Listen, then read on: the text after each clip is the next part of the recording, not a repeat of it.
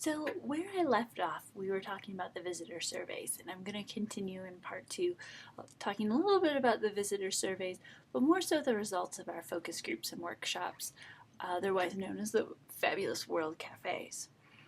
So we asked our visitors at the very end, are you willing to change your behavior during your visit to this park or refuge to reduce the impacts of climate change at this place? And as you can see, overwhelmingly, 30% were extremely willing to change their behavior, regardless of political affiliation or education or even belief about climate change. Another nearly 40% were very willing, and 23% somewhat willing. We just have a very small fraction of the nearly 3,000 respondents who said they aren't willing to try or to change their behavior. This is really good news for trying to implement an engagement plan on site.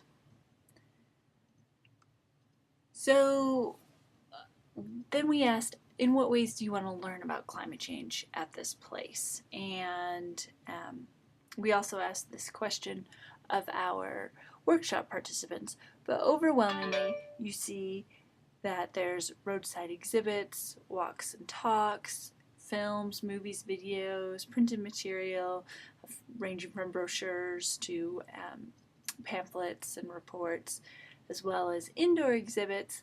Trailside exhibits were the highest physical way that people wanted to learn at the site. And the number one, at least from the surveys, was at the website, which is a large fraction of people. So the participants had several drop-down options that they could select from, and it wasn't mutually exclusive, so they could pick as many as they wanted, but overwhelmingly the website was a popular choice. And when probed in some of the interviews, people said it's because that's how they planned their trip, that's how they planned their visit, and if they knew that there were things that were being impacted on the landscape that they could see, they would want to plan to do that hike or engage in that activity so that they could see those impacts. So when we gathered for our workshops, we had 3 guiding questions. The first being, who's our target audience? Again, we had nearly 400 workshop participants across the country, and we're just summarizing the results, the themes that were pervasive across all 5 locations. And web audience came up, and developing things for a website for this external virtual audience.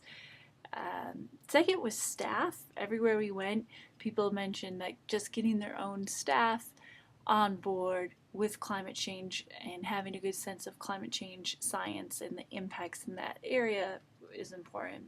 And then overwhelmingly, the youth was a very powerful audience everywhere we were. People said, if we're going to do this and we're going to engage an audience, let's target children and the youth. So we also asked, what do you want the audience to do or know, or what is the end result of the audience being exposed to our message about climate change? Below there are a couple quotes from our interview data, just to give you an example of some of the things that people ranging from age 10 to age 52 said about climate change knowledge. But when we asked our partners, and you're included, number one, we want the audience to know that they can make a difference, that those small bits that everybody does do make a huge difference.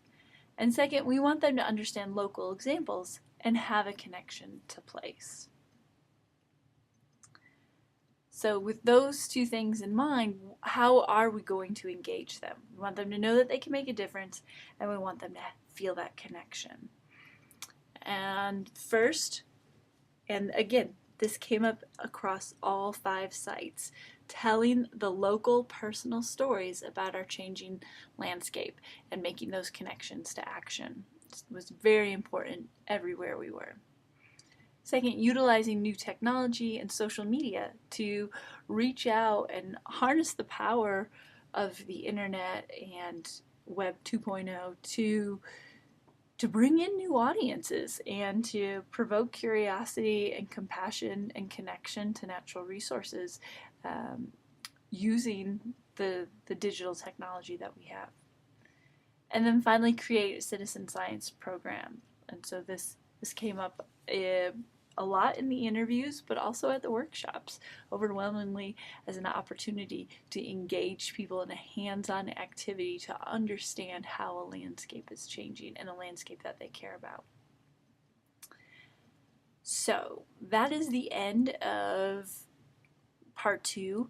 The next section will really talk about how we take all of this information and turn it into a strategy.